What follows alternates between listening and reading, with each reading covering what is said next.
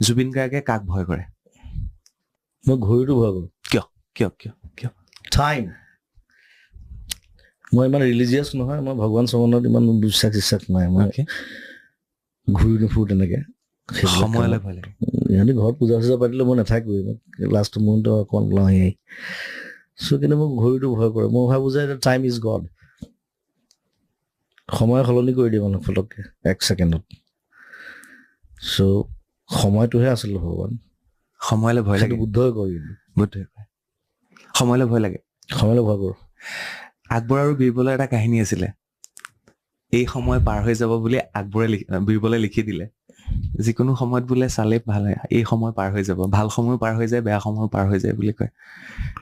পাৰটো হৈ যায়, এনেও সময়টো পাৰেই হৈ যায় গোটেই জীৱনটো। এভৰি ছেকেণ্ড গৈ আছে। গৈ আছে। চ' ইউ আৰ লুজিং চামথিং।